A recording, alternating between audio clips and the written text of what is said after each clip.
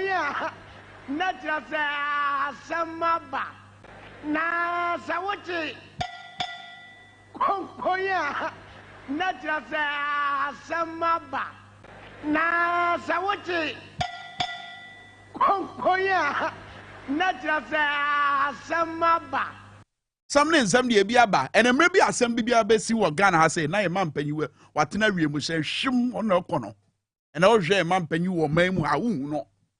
Iti Sabra ye kase me bomb pies and handless no, baby wo biano, and some a ye can or the better than him. Na so will be beer or person will di Jack Ghana for and son will free a conyano swa. One shall say in a sabri. And yes, sir, see a crow my Ghana bakwa sama, and no more when Kwan Yadebeka I know. Ye kind of so yenimbe ye be muna yenim.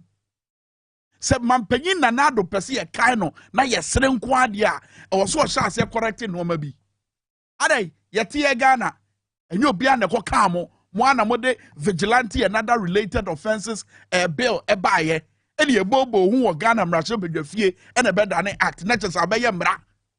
Emra kire se obi eni wo a owotumi so betima akwa paw obi sa on be hwe na on be bona asase ho bai obi no o sa to me no e na fe so wuntimi fo obi so ni akono mra mebo asase bi ho bai e mawo eni enti a sa mra wei e be ya adihia e ma Ghana fo e ye ekwan na landguard fo e de Ghana fo bebre fa so o mamu ha sa o de ho de wasase bi a wakoto na nam so obi wo sika no bi wo di break asie bi na wotimi ekọ han langas nti ni ato mema o mabetira kekrakan ni ye gu wo kwabra ne so ni ye brimu ni ye chinchim nsa ni agye wasase afiri wonsam eti se ne ye nya obi o wa ban mu e ma no betu nanum tuo se Ghana ban han anase omo employ the services of nkophobia amanfo susu se omo ye langada na nye Ghana mra no ne di twitwi fam ena me kwa me nka metia se me bu Ghana mra so a eni 3 seconds ye be ba be fam yakọ ye hu bebre akọ so o mamu ha obi ansa wa wie de show wadam ne ba bi ne nanum kasa keke ya be so gra egofo ya no mo modern Ghana nsantwefoi o ma twe o mo nsam amane bo wa twe e de ato abelfo tentafidie no so ni abedoa no gra o se ye de ko as national security o se bia na ho no de ade bi so na ade no de ni ntohwe no de ade bi so ni atocha no enu ka wo bi nene se o hwe ewiase afana nyina ma hodo a asundwe wo so a Ghana se say yate abafom because the memufo e de ayam hye no mo de te memu ha emra wo se ye hwema ne ye adwuma no ye ne edi ani mu asai sa amra no media dance die ne becho eno na metie Mugabe mass or inside politics MPP rep no ba ha no what mistake facts and let me put the facts out there enya no kreda say honorable Alhassan Suhini ete the baby and no sorry no say please I have a concern my concern is say me hunu say asrafo na eye aban mu mpanifo esisa zalangas the bo ensase ho banyo no na de sa asem ne ba abonten. Though he was the one who raised the red flags, and you're not this assembly yet, they a babontain. You're just 70 babontain, maybe a bonnet. Now, when you know what tears said you see can ask them. When you need Pahunu, our Ghana Baimu, when you need Pahunu, our Ministry of Lands and Natural Resources. Well, your penny pa was sombo, and my honorable Minister of Lands and Natural Resources, Honorable Abujina Paul Sombo Mano, he's on any director. Ana mrasha bedwafo ahia ena ode saa asem ne be bom ena Suhini se hwe ehene ha mema akwa mrasha bedwani no mema bo Ghana ho ban ena asem we Africans ye fiase se ye ka no na obi anyi ni ene adansede ani nie yentie director owo Ministry of Lands and Natural Resources ne nsem a wode tu dwabra na wone mpanifo ahia mrasha bedwafo ahia an wo kire se aban mu mpanifo asrafo aposifo krampo no they hide the services of these guys langasi tie we claim all that land for us and out of that land we gave you 50 acres 50 out of 6,000 50 so 6,000 acres reclaimed he gets 50 acres as payment for all his expenses. So he has the right to go and sell that 50. If he's selling it, then there's noise all over the place. Hey, Jatu has, he doesn't even sell it. He also gives it out for people to develop, so that he gets his share. And I can give you a long, tall list of litany of lands that Jatu has cleared for us. To the extent that, Chairman, to the extent that even the military, even the Ghana Armed Forces, there are lands that have been encroached by people. They hire Jatu to reclaim for them. The Ghana police, in particular, Jatu reclaims their land for them. Well, Chairman, that is. Opanyi bi na kan asem book no lie. Owura, senya woni abrabeka kire me. Senya wona aka asase mu ya brabeka kire me. Afa mu statement na nura mu issue ye na manfo gina so ka se se o ma ba bonten se o mo nka se o ma han langas na enie yen kan statement ro mu nyina mote brofo yen nyina yen kan bom. Government does not engage langas lands ministry yen tie mu nsem no. Was it the Ministry of Lands and Natural Resources by press release refutes allegation made by Daily Post newspaper and the Ghana Web online news platform on the 17th day of July 2023 on a purported statement made by the Chief Director of the Ministry of Lands and Natural Resources, captioned Chief Director of Lands Ministry reviews, Ministry of Lands, military and police have been contracting land guards and government engages services of lands guards, Chief Director of Lands Ministry, respectively. Now, Tia, the ministry, it clarify point. The ministry would like to set the record straight. Allah, the government, and for that matter, the Ministry of Lands and Natural Resources does not have contract services of land guards in operations. However, Tia, the ministry through its agency, hallelujah, Lands Commission legally engaged the services of Anyok Holding Limited, a registered limited liability company, to assist in reclaiming encroached government lands. The engagement has been in effect since 2012. Vigilante and other related offenses act, where ye emamra Ghana mrasebedwafo jitu mu na Ghana mampanyi na nado danko ekufuado edi ni twiredua ene ne nsa hyaase se wagye atumtie emra no say oko clause 75 na the access a person shall not directly or indirectly engage a land guard to protect or guard the property of that person or any other person. 76. A person who contravenes subsection 5 commits an offense and is liable on conviction to a term of imprisonment not less than 10 years and not more than 15 years.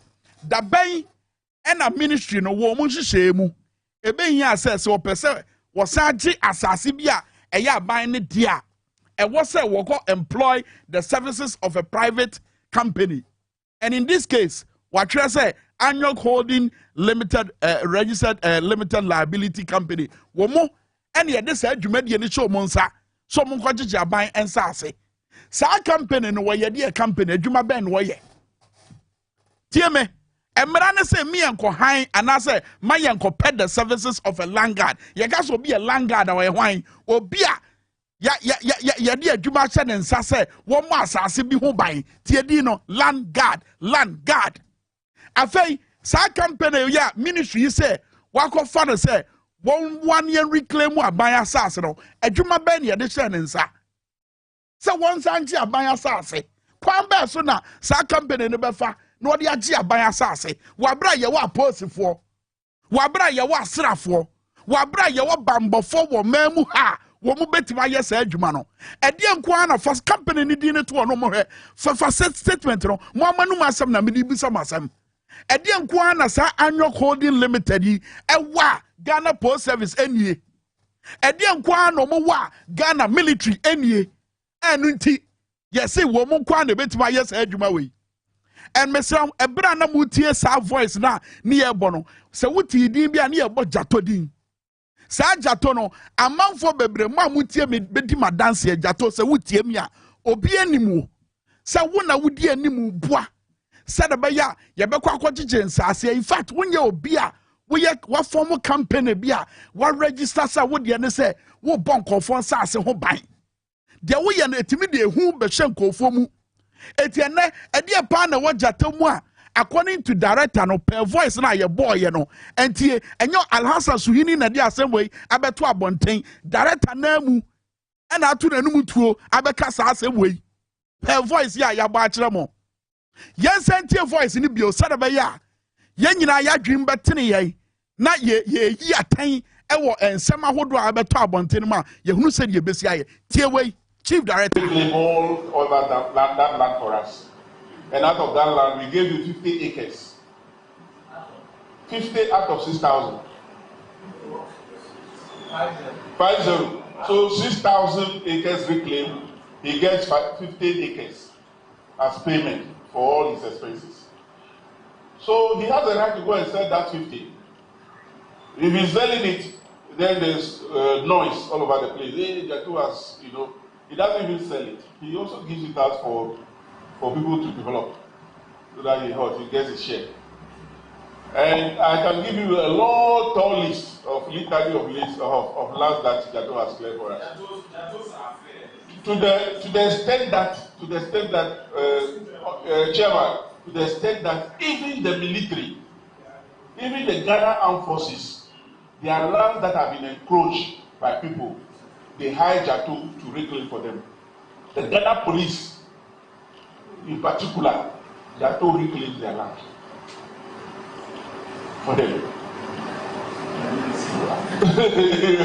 Well, Chairman, that is how it is.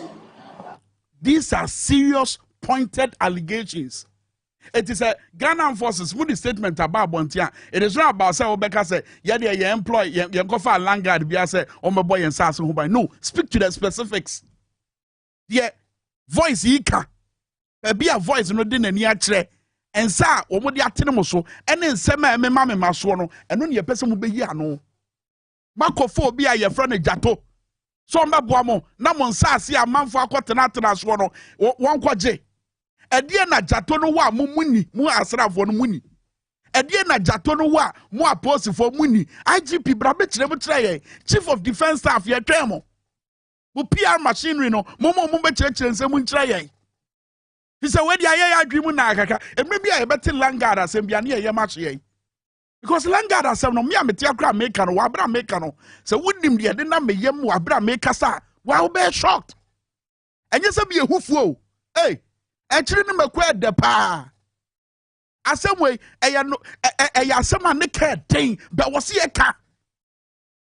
It is a Ghana penny for when you have some kete, some will be semimo, no more pedopuma sibra, when a brano, and ya fenya by a party some. This has nothing to do with MPP or NDC because when you are my peso, land gardens and some no a quasho. There was here, ye trust here no, and here say was here. Say what's I bring my ye dim mraba, say ni who quine say ye found call for say in the name of Omoba boy and Sasa home buying. Nana ye take. Chief Director of what Ministry of Lands and Natural Resources, ne voice allegedly say what can be say sa na ekwoso to the sense say ya han obi a your friend Jato apos for han no asra for han na wonyiri say here sama was here come. Stop mentioning the name of Alhassan Suhini.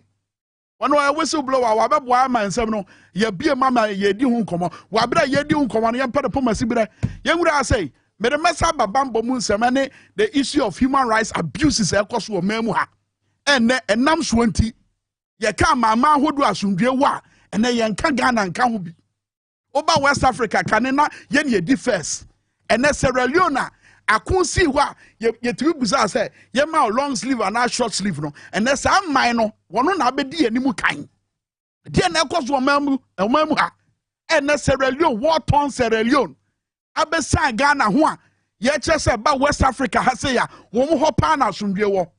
What has happened to Ghana?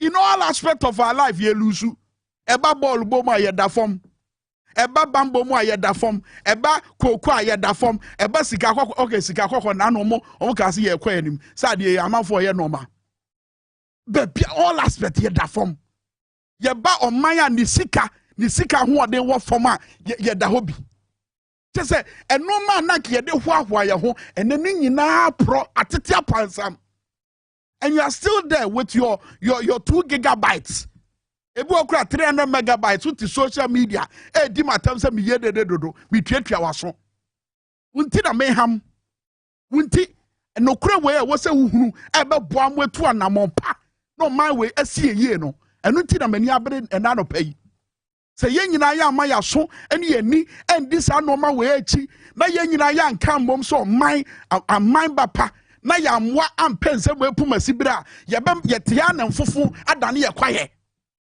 ye tia na mfufu adane ye kwaye hwade bi esi wo osu ye kire heye wura mate wa obekire nsem nu ma kire heye gofo bia yesusu se o makodi bone se krono osade yo immediately I won't get to the details of the matter you hear me any kwan a ye fa so a ye chi wo mo minim the sort of training a ekoso e wa post for entity e bia ho no I don't know the kind of training ekoso as a watch suspect e kwan se ne de fa so watch obi a yesusu se wadi bone a e kwan we ne de fa so kase di osi da wo de tie komo no tie ma komo no so ye tie it's like pinning him to the ground, beating him. The guy was bleeding the bleeding was too much.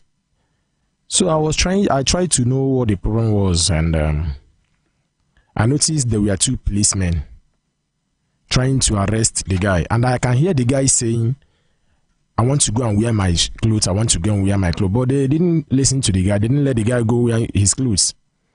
So they were beating the guy, and people were like telling the policeman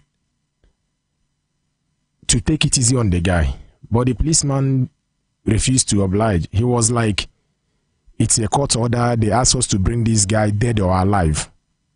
And we were like, boy, you are a policeman, you know how best to go about it. And the guy is not resisting arrest. He simply said he wants to go and change because the guy was on shorts, on boxers. So he wanted to go and wear his clothes when the policeman did not allow him to wear his clothes. So they started beating the guy. They beat the guy until the guy fainted the first time, and they dragged the guy up. They did everything and the guy was conscious again. Then they started beating the guy to the point that they even dragged the guy to the gutter.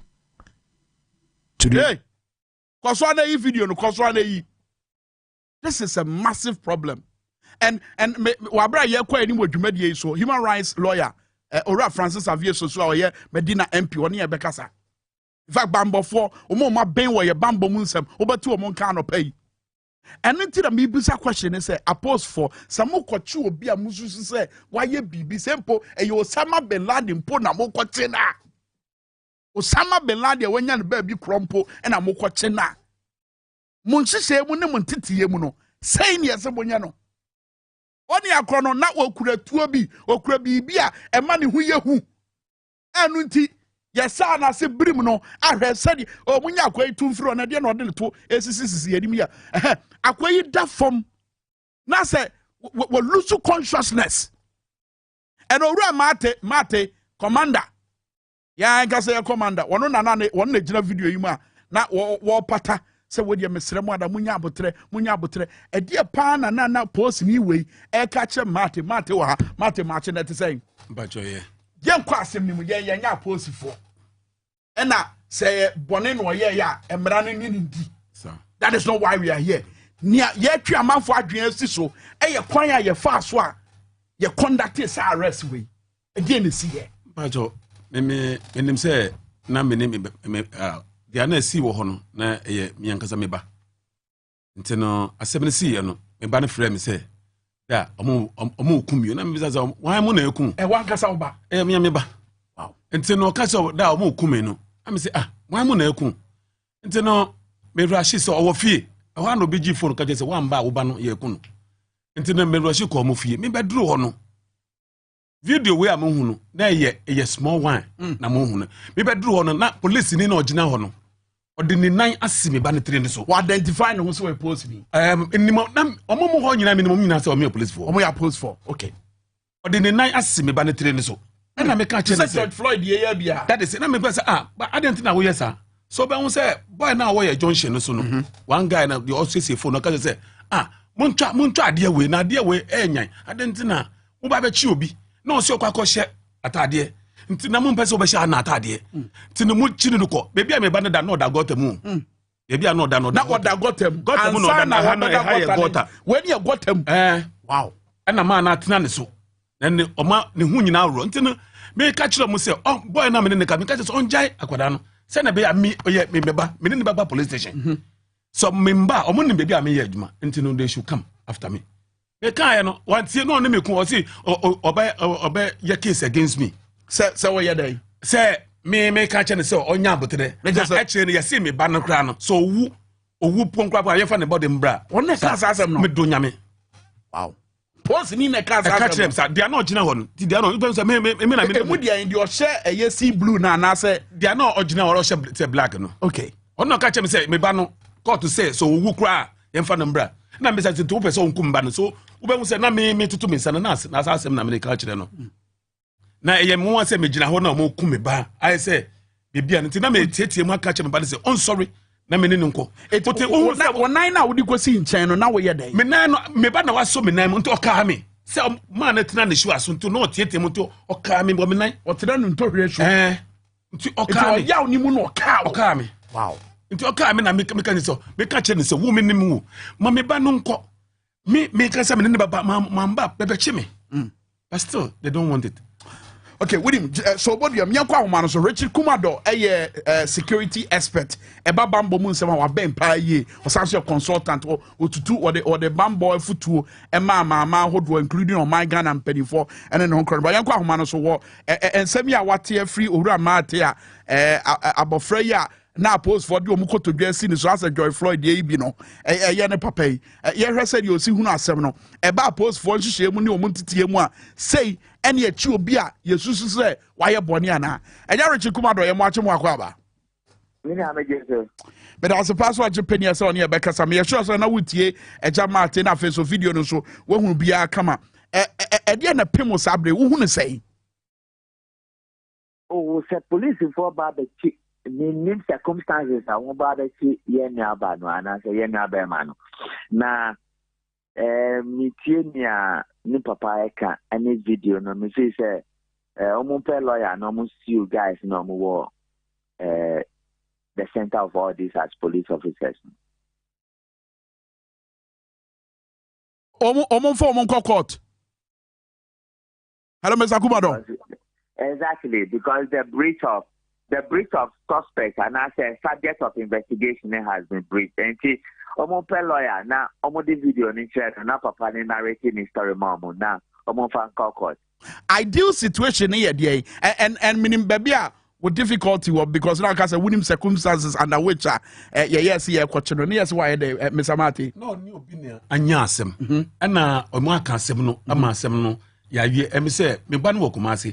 Ono mo friend say echina ye beko court enti no ono me ba no frɛ me na me san frɛ assembly man no san kan kyene sɛ oni police for no nkasa ma me ba no wakuma ase na sɛ obeduru a obekɔ court no wan ba court no on to me court no da na omo ka kyerɛ no no wan kɔ no the following day omo ka sɛ NSC omo agi bench warrant enti omo de ba ba chi no enti no ɛyɛ ntɔkwa ono obi na eku ntɔkwa enti ɛkyerɛ no ɛne enu asem eba so fie no mo kwa asem ko chi no na kwada so kokwa shata de no mo ye nsa okay it Mr. Kumado under circumstances like this no ideally say na nka was supposed for no approach matter no oh I'm say ya hwe no ahoma no so Richard Kumado ye fraud prevention expert na so security consultant what aso Tonton Sansan so Dwabo Ase e power 97.9 so wutie Richard Kumado ajamate what you say mo wa kwanya some betimi de sa post for me anyway based on the mususu so why no akọ court e ade a obey na me eye me ya na me na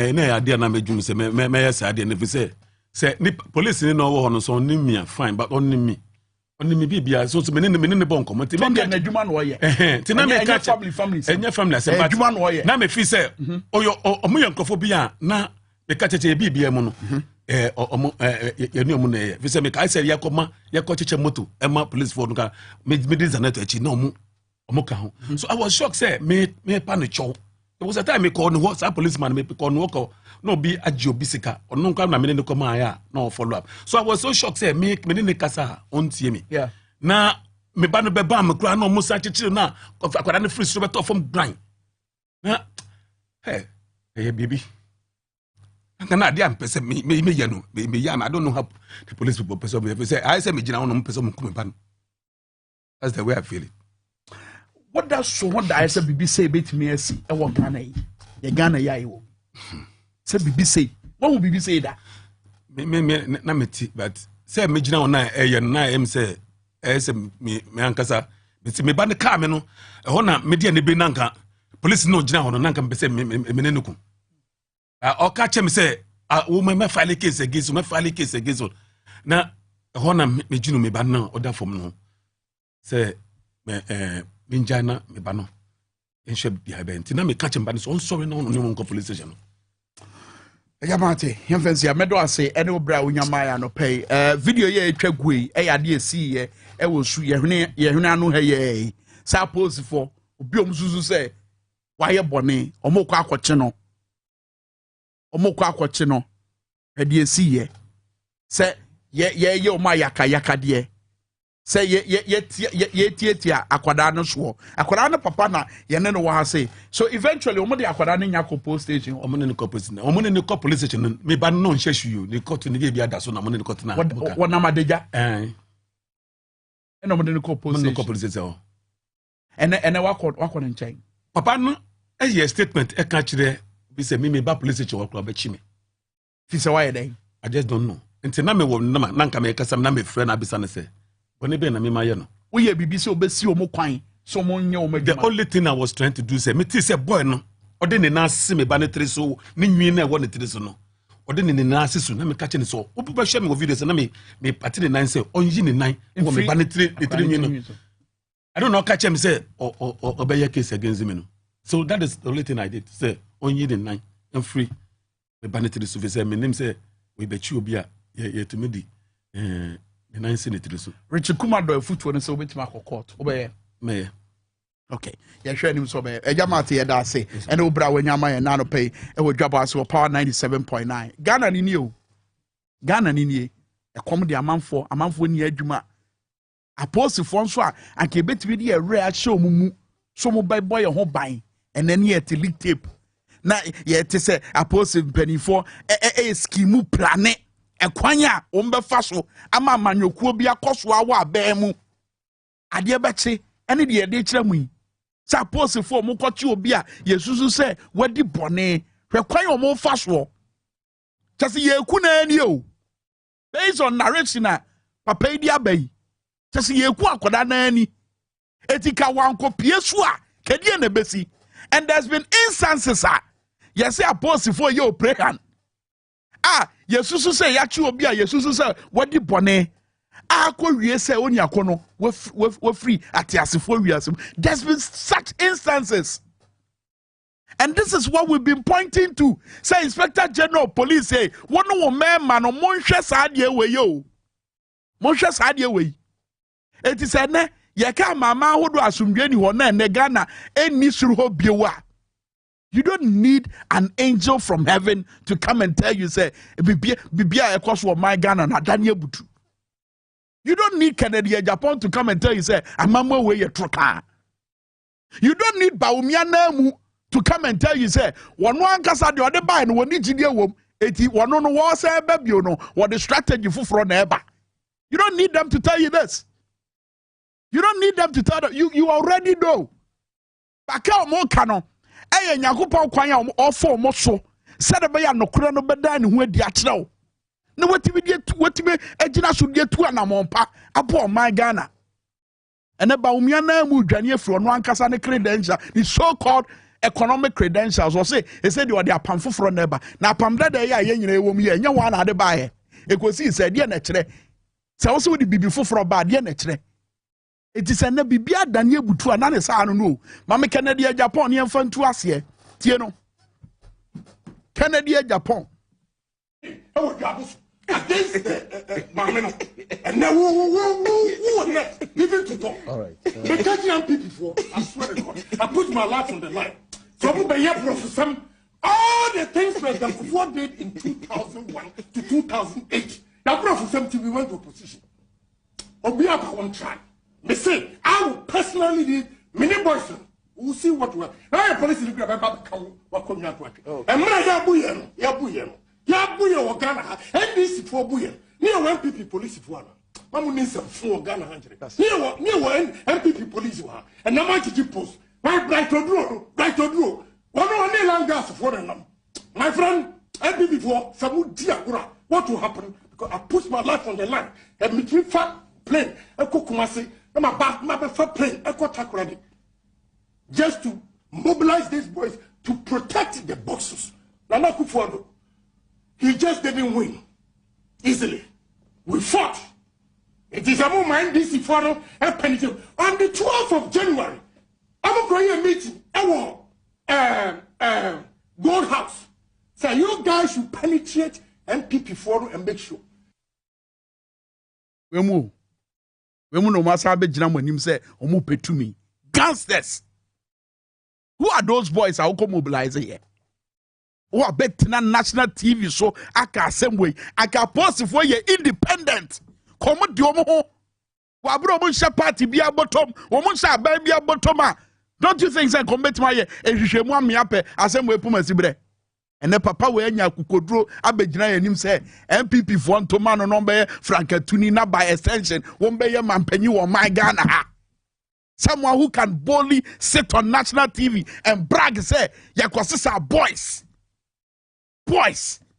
ede ko e dey ye bre ye boy ye po ye bre ansan ye de party no e ba ba mo bre wo kwan ba so e de ade na ye boys assemble no waka.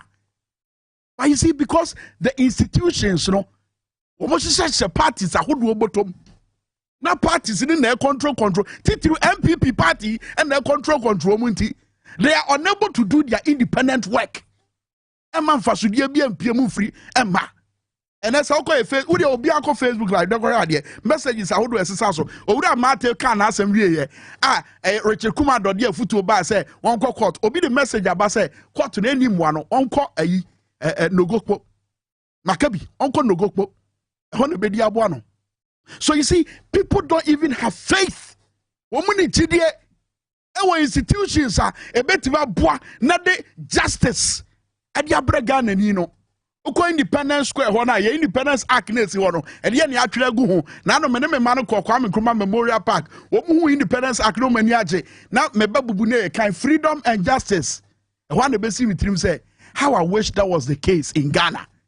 How I wish say fahudie ene pere yo no ampampa ye wo bi wo my Ghana na betime twa ho mfonyi e wa hohoaho akwa so e de ache bubu ne but I couldn't. Okay, freedom and justice the area you don't pan your call Kwame Nkrumah Memorial Park. It's a story for another day.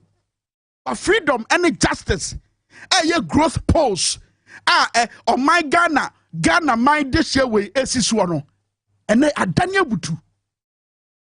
It yachini ben o hobio.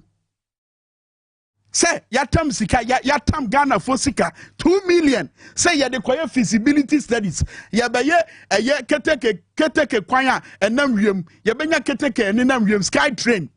Yatam 2 million. Say ya de kwaya feasibility studies. And then who akuntabu wonsam adade boachi bidin. Mosha da ya so omo so ye say ya be ye sky train fa video no to so sky train da no mo fa nchiro mo. Other countries are no more videos. They are African countries.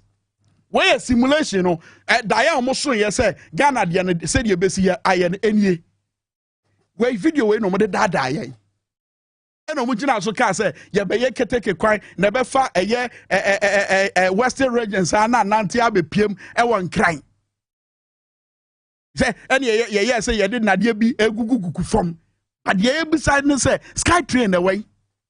Sa 2 million na mochi yes mudi koye feasibility studies just about 2 million. Some of the correct says sky train ye betuma yamna ye ya. Enye e won krata no na no mo Sansan no ano mo o ma sechere mo se o mo sra kire ye. We e Kenya. We de uhunu sisi e no e Kenya anya Ghana. Eti dayaso no say e na ye pese ye. But the Ghana Railway Authority, Penino, a brana, what dines are dia sono Eddie, Ache Ghana for Tieno, said you see can ask him, now for me to Tonton at all. Tieno. Names. And this is where I talk about managing expectations and, and like I said, a program like this is really useful. Yeah. It's educational. It's a name, SkyTrain. All right? It's a name, SkyTrain. But even without that name, SkyTrain, if you look at the infrastructure needed for a city, but that is true, an unplanned city like Accra, the technological challenges, is enormous. And for that matter, you cannot envision, what do you call, for instance, they have what is called a London orbital. Yeah. It circulates around the whole of London. You cannot envision a metro. Forget the name SkyTrain. Just talk about Accra Metro. A metro being a light railway system that services the entirety of inner city. You cannot envision that with the infrastructure that we've got. Look at Circleland as an example. We have that train that already applies all the way through to Insawam. That is the narrow gauge. Yeah. But the new standard gauge is not going to use that same trajectory. It's going to use a different route. Eti diana openyi ye ane say watch on normal be ya kwansidie eti Sky train no enye te say de ehunu no amanone. So you see that the way the African thinks. One kasa winning problem awo. Eti wabra winning problem awo eye day na wo sa problem no ho ebe share boss say ade a wontumi nya no wo ba beye. And Sky train boss no omo share ya to the sense say omo ka kire say by 2020 and on beye. Yeah ben ye wo mu 2023 and then komo ben ye die 2 million 20 million 2 million amo yes somebody ye feasibility studies no san komo ye die say fa na wo mo ye dey mo fa ho adanse die mbekire ye. Oh Ghana na ye team no me the message we twa to message we free ye nua Jerome Awotie was say Akufo-Addo Bawumia's constant political nonsense. They blame all our suffering, economic management, skyrocketing prices on COVID. They now tell us the failed Sky Train project was also due to COVID. Meanwhile, they refuse to accept COVID as reasons for the delay in Honorable Jachi Kwesen receiving his renunciation certificate and are determined to prosecute him. Contradictions and double standards galore. Ninyina eyan kwasi asema ewo hwiem. Pa! Shi!